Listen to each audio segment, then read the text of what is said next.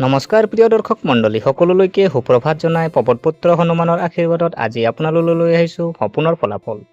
সপোন জ্যোতিষৰ মতে টোপনিৰ সময়ত দেখা প্ৰতিটো সপোনৰ এটা বিশেষ প্ৰতীক আৰু এটা বিশেষ ফল থাকে। আপুনি জানেনে? সপোন জ্যোতিষ অনুযায়ী এনে কিছুমান সপোনৰ সম্ভাৱ্য পৰিণত জানো আহক। গতিকে পলম নকৰি আহক ভিডিঅ'ৰ মাজলৈ সোমাই যাওঁ। সপোনৰ যদি আমি ফল চাওঁ, প্ৰথমতে আমি যদি জানো আহক চকুত কাজল লগোৱা আপুনি যদি কেতিয়াবা সপোনত দেখিছে, এনেকৈ কেতিয়াবা দেখি পাইছে নেকি? যদি আপুনি এনেকৈ দেখিছে, সপোনত চকুত কাজল লগালে শুভ আৰু অশুভ উভয় লক্ষণ পোৱা যায়। ই সপোনৰ পৰিস্থিতি আৰু তাৰ লগত জড়িত আৱেগিক দিশৰ ওপৰত নিৰ্ভৰ কৰে। সপোনত যদি আপুনি সহজে আৰু আনন্দৰে কাজল লগাই থকা দেখা যায়, তেন্তে ই আপোনাৰ আত্মবিশ্বাস, আকৰ্ষণ আৰু সৌন্দৰ্যৰ বৃদ্ধিৰ লক্ষণ হ'ব পাৰে।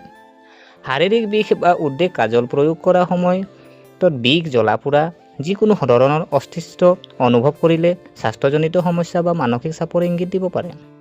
নিজৰ হাত কাটি যোৱা কেতিয়াবা দেখিছে নেকি আপুনি সপোনত?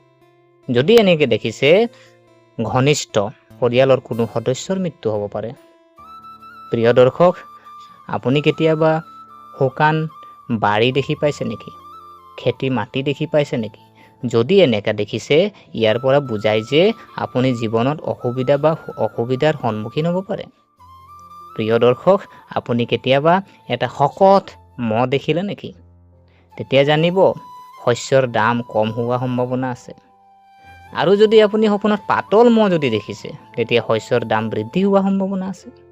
প্ৰিয় দৰ্শক, আপুনি কেতিয়াবা শুই থকা অৱস্থাত আপুনি যিকোনো পশু আপুনি সপোনত দেখি পাইছে নেকি?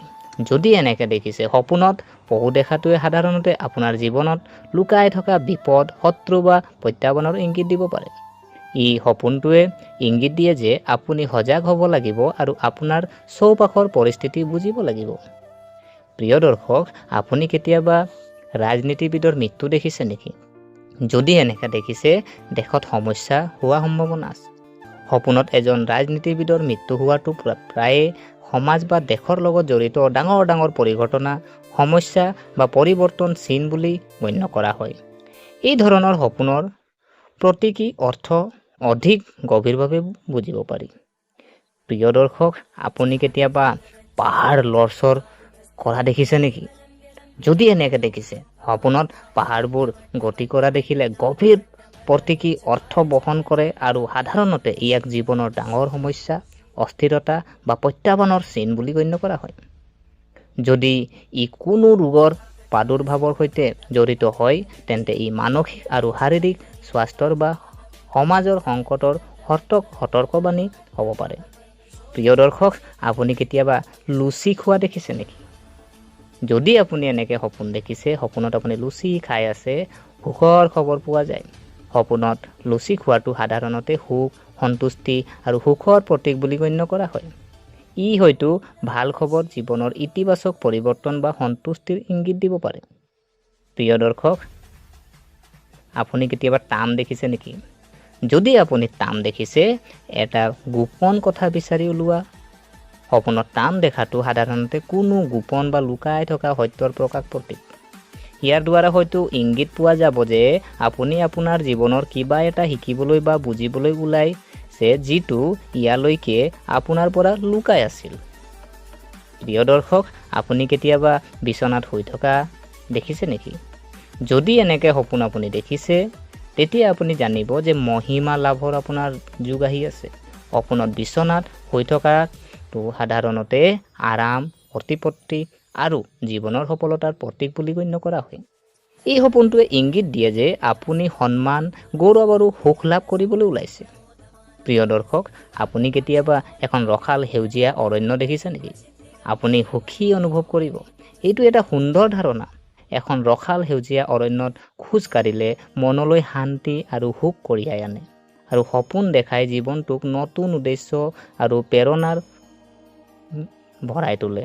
প্ৰিয় দৰ্শক, অৰণ্যৰ ৰসাল সেউজীয়া বতাহ, শান্তি আৰু প্ৰাকৃতিক সৌন্দৰ্যই মানুহক ভিতৰৰ পৰাই শান্তি দিয়ে। প্ৰিয় দৰ্শক, আপুনি কেতিয়াবা নিজকে উৰি থকা দেখিছে নেকি? যদি আপুনি এনেকৈ কিবা দেখিছে, তেতিয়া আপুনি কিবা বিপদৰ পৰা সকাহ নিজকে উৰি থকা দেখাটোৱে হয়তো কোনো সমস্যা অতিক্ৰম কৰা বা পলায়নৰ প্ৰতীক হ'ব পাৰে। এয়া এক প্ৰকাৰৰ মানসিক বা আধ্যাত্মিক স্বাধীনতাৰ লক্ষণ, য'ত আপুনি আপোনাৰ ভয় আৰু সমস্যাৰ ওপৰত উঠি এইবোৰ অতিক্ৰম কৰিব পাৰে। উৰণৰ অনুভৱে আপোনাৰ ভিতৰত শক্তি অনুভৱ কৰায় আৰু কয় যে যিকোনো অসুবিধা অতিক্ৰম কৰাৰ ক্ষমতা আমাৰ আছে। নাৰীৰ লগত আপুনি যৌন সম্পৰ্কত কেতিয়াবা দেখিছে নেকি? কেতিয়াবা আপুনি সপোনত চাব পাৰে যে নাৰীৰ লগত আপুনি যৌন সম্পৰ্ক স্থাপন কৰিছে, কিন্তু আপুনি ভয় খাব নালাগে। এনেকৈ সপোন যদি আপুনি দেখিছে, তেতিয়া ধনৰ প্ৰাপ্তি হোৱাৰ সম্ভাৱনা আছে। কাৰোবাৰ লগত কাজিয়া লগা আপুনি দেখিছে নেকি? যদি আপুনি কাজিয়া লগা দেখিছে, তেতিয়া সুখ পোৱা বা কাৰোবাৰ লগত কাজিয়া কৰিলে সাধাৰণতে মানসিক চাপ, ক্ষোভ আৰু নেতিবাচক আৱেগৰ সৃষ্টি হ'ব পাৰে। কিন্তু কিছুমান পৰিস্থিতিত যদি এই যুঁজখন কোনো অন্যায়ৰ বিৰুদ্ধে বা নিজৰ অধিকাৰৰ ৰক্ষাৰ বাবে হয়, তেন্তে ই আত্মসন্মান আৰু সন্তুষ্টিৰ অনুভূতিৰ সৃষ্টি কৰিব পাৰে। কিন্তু প্ৰকৃত সুখ সাধাৰণতে বুজাবুজি, সহযোগিতা আৰু শান্তিৰ পৰাই আহে। কাজিয়া বা সংঘাতৰ পৰিৱৰ্তনে আলোচনা আৰু বুজাবুজিৰ জৰিয়তে সমস্যা সমাধানৰ চেষ্টা কৰিলে আমি চিৰস্থায়ী সুখ আৰু সন্তুষ্টি লাভ কৰিব পাৰোঁ। প্ৰিয় দৰ্শক, আপুনি কেতিয়াবা চন্দ্ৰগ্ৰহণ দেখিছে নেকি? যদি আপুনি হৈ থকা অৱস্থাত চন্দ্ৰগ্ৰহণ দেখি পাইছে, তেতিয়া আপুনি জানিব আপোনাৰ ৰোগ হোৱাৰ সম্ভাৱনা আছে। চন্দ্ৰগ্ৰহণৰ সময়ত কিছু নেতিবাচক প্ৰভাৱ যেনে ৰোগ বা অশুভ পৰিঘটনা হ'ব পাৰে বুলি বিশ্বাস কৰা হয়। কিন্তু বৈজ্ঞানিক দৃষ্টিকোণৰ পৰা চন্দ্ৰগ্ৰহণৰ মানুহৰ স্বাস্থ্যৰ ওপৰত কোনো প্ৰত্যক্ষ প্ৰভাৱ নপৰে। প্ৰিয় দৰ্শক, এয়া কেৱল এক জ্যোতিষ বিজ্ঞানৰ পৰিঘটনা। যদি পৃথিৱীৰ চন্দ্ৰ আৰু সূৰ্যৰ মাজত আহে, যাৰ ফলত চন্দ্ৰৰ পোহৰ কিছু সময়ৰ বাবে ম্লান হৈ যায়, ৰাইট? যিকোনো ধৰণৰ ৰোগ বা স্বাস্থ্যৰ সম্পৰ্কীয় সমস্যা সাধাৰণতে জীৱনশৈলী, খাদ্যাভ্যাস, মানসিক অৱস্থা আৰু পৰিৱেশৰ কাৰকৰ সৈতে জড়িত হৈ থাকে আৰু জ্যোতিষ বিজ্ঞানৰ পৰিঘটনাৰ সৈতে নহয়।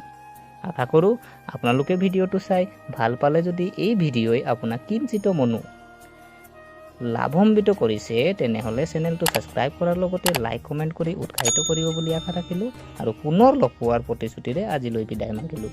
ধন্যবাদ।